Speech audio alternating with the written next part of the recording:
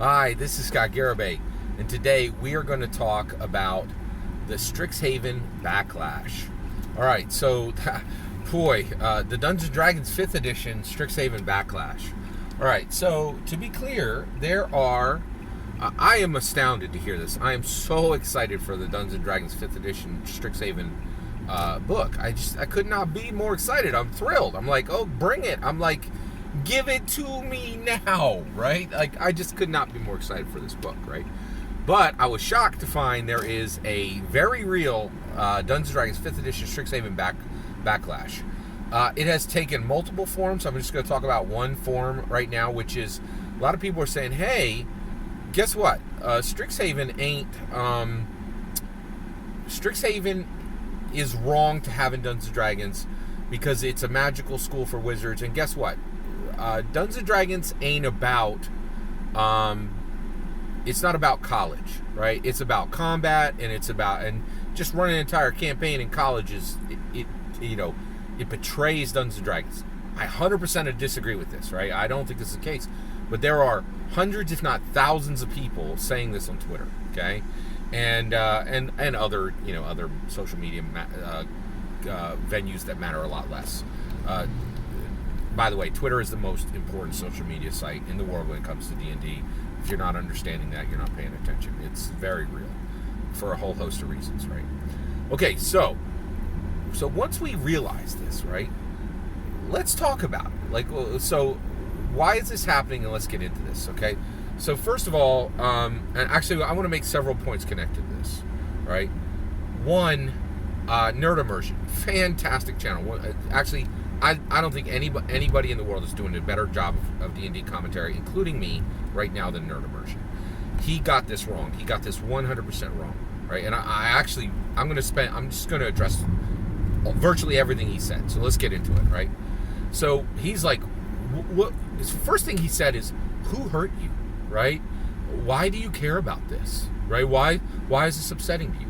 First of all, okay, I just want to say this. No D&D commentator should ever say those words again. By the way, who hurt you? I've gotten that multiple times in my comments, right? People are like, hey, you get all bent out of shape about D&D. Who hurt you? Guess what, people? I want every single one of you to wake up and realize this fact, including the Nerd Immersion guy.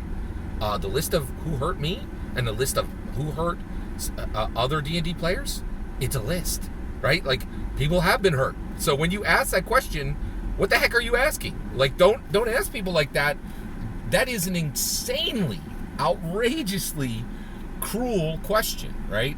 There are people in my life who have hurt me. And guess what? Other D&D players have people in their lives who have hurt them. It's a long list, right? Like, and so if you're like, oh, hey, I'm living this charmed life over here where I never got hurt, bully for you, man. But this is a real world. Like, you can't just roll on people like that, right? So first of all, stop asking that. If you're a D&D commentator, stop asking that question, right? People's emotions in their real world life come into how they look at Dungeons & Dragons. And if you don't understand that, you need to understand it now. And you darn well better stop asking that question, because it is incredibly, outrageously insensitive. And just in case anybody doesn't know, most people have people in their lives who have hurt them. In fact, the list is probably, for a normal person, the list is 3 people have hurt them probably deeply in their lives.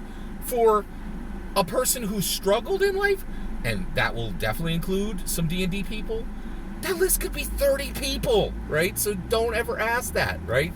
Don't think that D&D is some box where people's emotions are not connected to their response to the game. It is, right? Second, all right? So the second thing Nerd Immersion said, and by the way, both of these points that he said were said by multiple other people, and this second point has absolutely been said by other people. So here's the thing: we continue to get outrageously wrong information from D&D commentators, outrageously wrong responses from D&D commentators, based on one hard fact: they think Dungeons & Dragons is a game, and it is not. Right? They keep saying, so this is what Nerd Immersion is like. Hey, if you don't like D&D College, don't buy the book. You don't have to buy the book. Wrong. 100% wrong. Okay? Increasingly, I am coming to the understanding that true Dungeons and Dragons players do not have any ability to skip any Dungeons and Dragons 5th edition source books, okay? There are people who are becoming prisoners to content, okay? I am 100% there with the MCU. I have to watch every single MCU. I watch 25 movies, and I will be darned if I will never allow myself to be that person in an MCU movie who doesn't understand what's happening on the screen. I just won't allow it, right? And if I want to understand what's happening in the MCU, I have to watch every single show. I hated WandaVision. I hated Captain America and the Winter Soldier. I kind of liked Loki, right?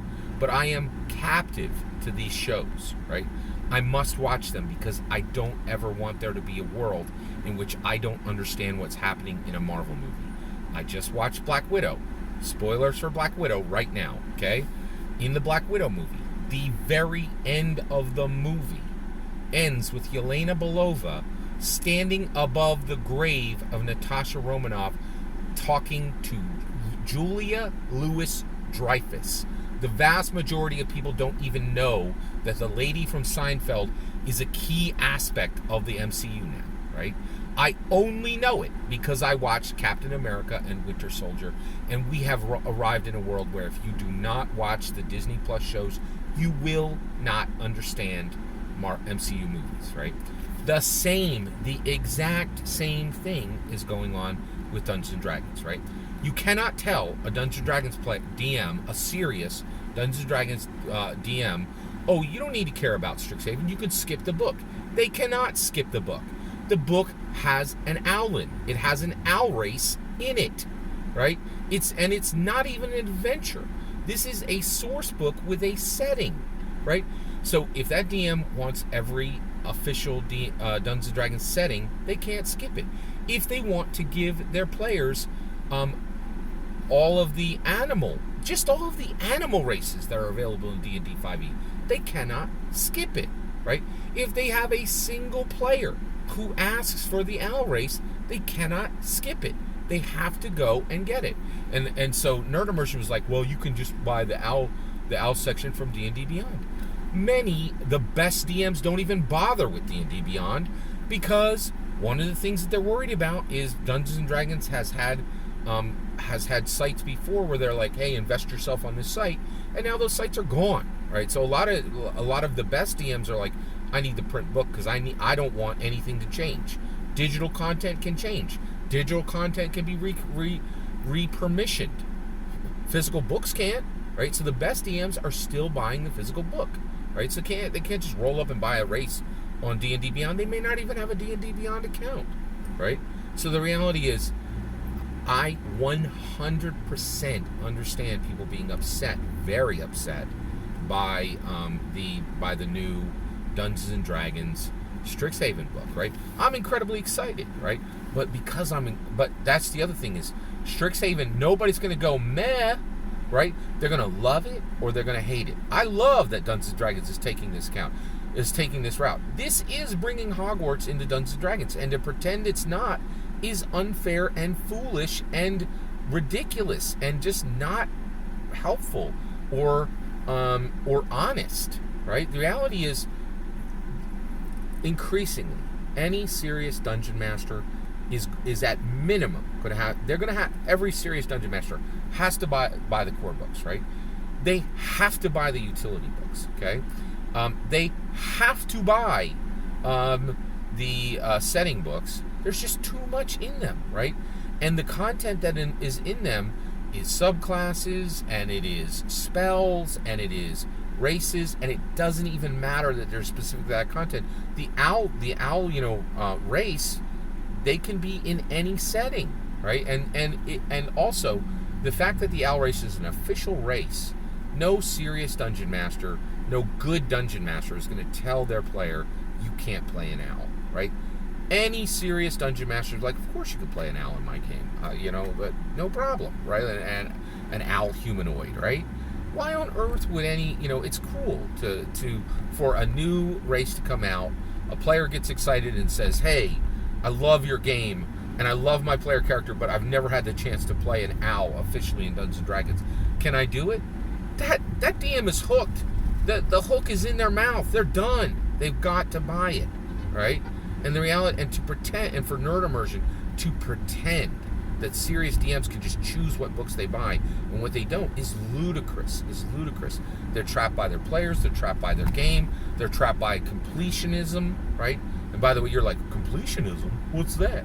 Guess what? People who read 750 pages of rules just to run a game, air quotes, right? They're definitely going to be completionists, right? So, and I've also realized there's almost no possibility I will not end up owning every single Dungeons & Dragons 5th edition source book, right? And so the idea that people can choose what books they want and that they have that freedom is ludicrous. It is unfair to project, to dismiss someone's objections to the Strixhaven book because they don't have to buy it. And I do want to just kind of roll back. I love Nerd Immersion's channel. I think he is fantastic. I really think he's the best D&D commentator out there, but he got this 100% wrong, right? Good DMs are going to be trapped and will have to buy the Strixhaven books. That's the Strixhaven book. That is my opinion. I'd love to hear your thoughts. Let me know in the comments below. Please consider liking and subscribing, and have a wonderful millennium.